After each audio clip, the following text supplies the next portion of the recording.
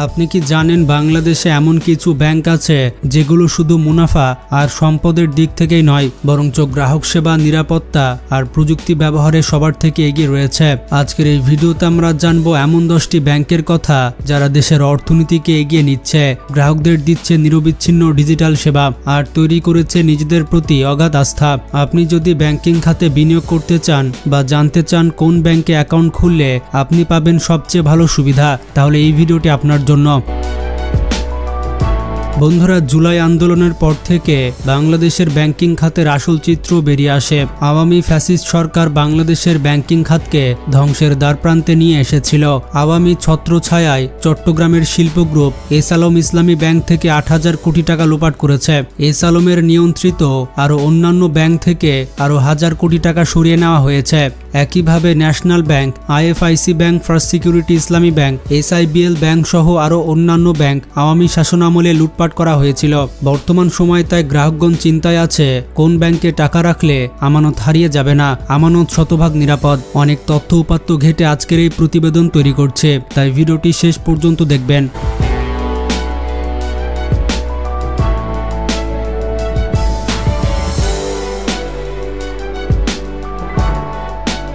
Number 10, Uttara bank PLC. এই তালিকার 10ম অবস্থানে রয়েছে বেসরকারি খাতের উত্তরা ব্যাংক পিএলসি। এই ব্যাংক বাংলাদেশের অন্যতম শীর্ষস্থানীয় বেসরকারি বাণিজ্যিক ব্যাংক হিসেবে বিবেচিত হয়, যা এর আর্থিক স্থিতিশীলতা, পরিচালন দক্ষতা এবং দীর্ঘমেয়াদী সুনামের কারণে 2024 সালে উত্তরা ব্যাংক 478 কোটি টাকার নিট মুনাফা অর্জন করেছে, যা আগের বছরের তুলনায় 51% বৃদ্ধি। এই প্রবৃদ্ধির পেছনে বাজার ভিত্তিক সুদের হার চালুর ফলে নিট সুদ আয়ে উল্লেখযোগ্য বৃদ্ধি ভূমিকা রেখেছে।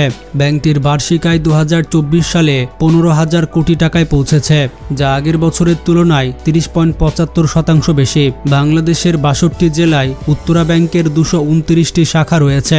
বিশ্বব্যাপী 600টিরও বেশি বিদেশি ব্যাংকের সঙ্গে করেসপন্ডেন্ট সম্পর্ক রয়েছে, যা আন্তর্জাতিক বাণিজ্য ও রেমিটেন্স সেবায় ব্যাংকটিকে শক্তিশালী করেছে। 1965 সালে ইস্টার্ন ব্যাংকিং কর্পোরেশন নামে প্রতিষ্ঠা হয়ে উত্তরা ব্যাংক বাংলাদেশের অন্যতম প্রাচীন বেসরকারি ব্যাংক। স্বাধীনতার পর এটি জাতীয়করণ করা হয় এবং 1983 সালে পুনরায় বেসরকারি খাতে চলে আসে।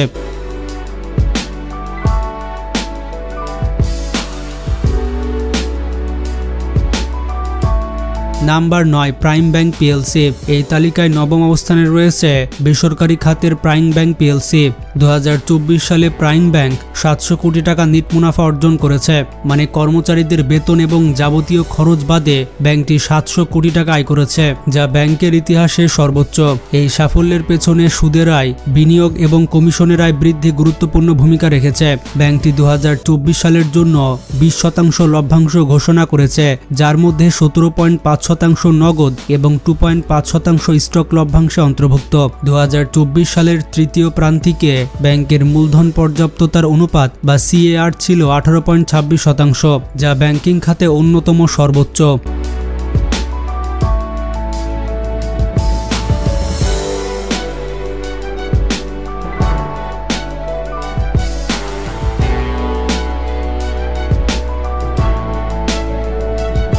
Number 8, city bank PLC. শীর্ষ ব্যাংকের তালিকায় 8ম অবস্থানে রয়েছে বেসরকারি সিটি ব্যাংক পিএলসি। 2024 সালে বাংলাদেশের অন্যতম সেরা ব্যাংক হিসেবে নিজেদের প্রতিষ্ঠা করেছে, যা তাদের আর্থিক সাফল্য, আন্তর্জাতিক স্বীকৃতি, প্রযুক্তিগত উদ্ভাবন এবং টেকসই উন্নয়নের প্রতিশ্রুতির মাধ্যমে প্রতিফলিত হয়েছে।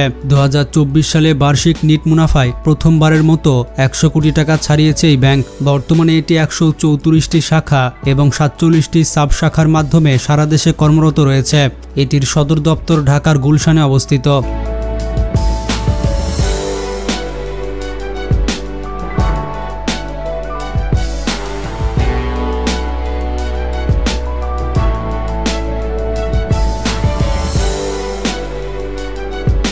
নাম্বার 7, সোনালী ব্যাংক বাংলাদেশ লিমিটেড।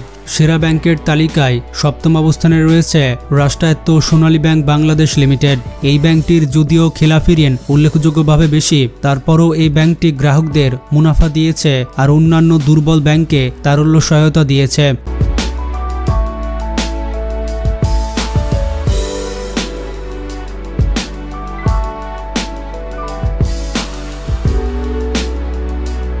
নাম্বার 6 ইসলামী ব্যাংক বাংলাদেশ পিএলসি। সেরা ব্যাংকের তালিকায় ষষ্ঠ অবস্থানে রয়েছে বেসরকারি ব্যাংক ইসলামী ব্যাংক পিএলসি।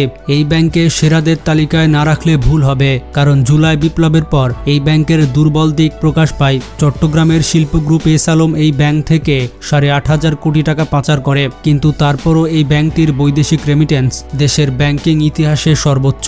অনেক ঝড়ঝাপটা এসেছে এই ব্যাংকের ওপরে, কিন্তু ইসলামী ব্যাংক গ্রাহকদের বুঝতে দেয়নি। ইসলামী ব্যাংক বরাবরের মতো রেমিটেন্সে ভালো অবস্থান ধরে রেখেছে, যা তাকে সেরার তালিকায় নিয়ে এসেছে।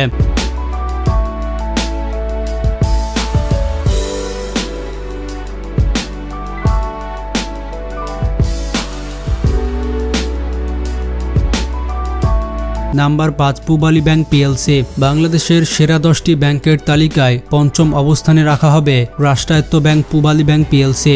এই ব্যাংক বর্তমানে ভালো অবস্থানে রয়েছে। পূবালী ব্যাংক রাষ্ট্রায়ত্ত অন্যান্য ব্যাংকের তুলনায় ভালো থাকার একটি কারণ হচ্ছে বৈদেশিক রেমিটেন্স। এই ব্যাংকটি রেমিটেন্সের দিক থেকে সেরা ব্যাংকের তালিকায় রয়েছে। 1984 সালে পূবালী ব্যাংকের খেলাফি ঋণের হার ছিল 54%, তবে ধারাবাহিক সংস্কার ও কঠোর ঋণ নীতির মাধ্যমে 2024 সালে এটি 2.67% নেমে এসেছে। ব্যাংকটি কোনো ঋণ অনুমোদনের আগে শাখা ও আঞ্চলিক কার্যালয়ের মাধ্যমে ঋণগ্রহীতা প্রতিষ্ঠান পরিদর্শন করে, যা সুশাসনের একটি উৎকৃষ্ট উদাহরণ। কিন্তু অনেক ব্যাংকই ঋণগ্রহীতা প্রতিষ্ঠান পরিদর্শন করে না, মুখের কথায় তারা ঋণ দিয়ে দেয়।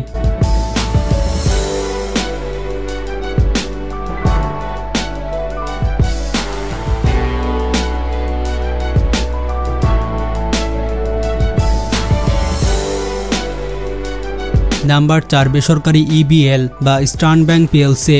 এই ব্যাংকটি একসময় অনেক দুর্বল ছিল, কিন্তু বর্তমানে এই ব্যাংকটি এমনভাবে ঘুরে দাঁড়িয়েছে যা সত্যি অন্যান্য ব্যাংকের জন্য ঈর্ষণীয়। তারা নিট মুনাফায় রেকর্ড করেছে। 2024 সালে ইস্টার্ন ব্যাংক 660 কোটি টাকা নিট মুনাফা অর্জন করেছে, যা আগের বছরের তুলনায় 7.76% বৃদ্ধি। এই মুনাফার পেছনে বাজার ভিত্তিক সুদের হার এবং বিনিয়োগ আয়ের বৃদ্ধি গুরুত্বপূর্ণ ভূমিকা রেখেছে। এছাড়া এই ব্যাংকে উচ্চ লভ্যাংশ রয়েছে। 2024 সালের জন্য ব্যাংকটি 35% লভ্যাংশ ঘোষণা করেছে, যার মধ্যে 17.5% নগদ এবং 17.5% স্টক লভ্যাংশ অন্তর্ভুক্ত। এটি 2020 সালের পর সর্বোচ্চ লভ্যাংশ প্রদান। তাছাড়া ইবিএল এ ভালো পরিমাণ প্রবাসী আয় আসে, যা একে ভালো অবস্থানে রাখার অন্যতম একটি কারণ। বর্তমানে দেশের ব্যাংকিং খাতের প্রান্তি লগ্নেও ইবিএল স্ট্রং অবস্থান ধরে রেখেছে।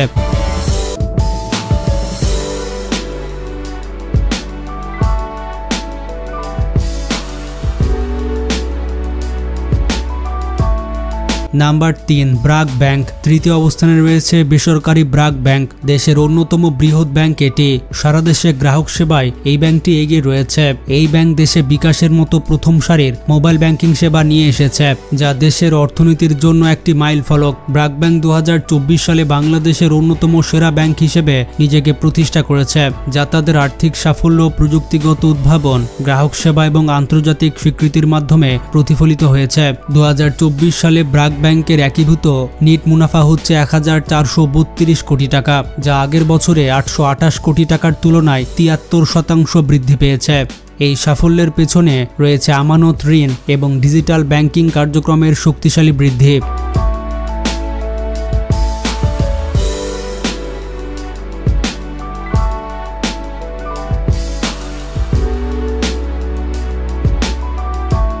Number 2 Dutch Bangla bank limited.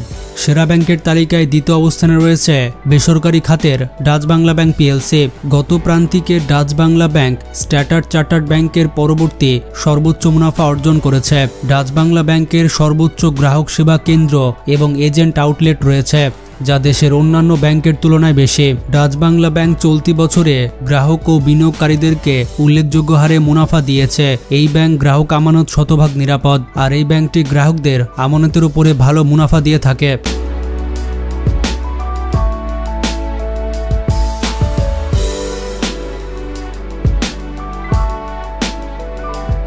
Number 1 standard chartered bank. বর্তমানে বাংলাদেশের সেরা ব্যাংক বলা হয় স্ট্যান্ডার্ড চার্টার্ড ব্যাংকে। এই ব্যাংক গত প্রান্তিকে সেরা মূলধনী ব্যাংক হিসেবে স্বীকৃতিপ্রাপ্ত হয়েছে। বেসরকারি ব্যাংক হিসেবে ব্যাংক খাতের সর্বোচ্চ মুনাফা করেছে স্ট্যান্ডার্ড চার্টার্ড ব্যাংক। সারা দেশে এই ব্যাংকের রয়েছে বিস্তৃত শাখা উপশাখা, যেগুলোর মাধ্যমে নিরলস সেবা দিয়ে যাচ্ছে স্ট্যান্ডার্ড চার্টার্ড ব্যাংক। 2024 অর্থ বছরে বাংলাদেশের রেকর্ড 3,300 কোটি টাকা নিট মুনাফা করেছে স্ট্যান্ডার্ড চার্টার্ড ব্যাংক, যা বাংলাদেশের ব্যাংকগুলোর মধ্যে সবথেকে বেশি।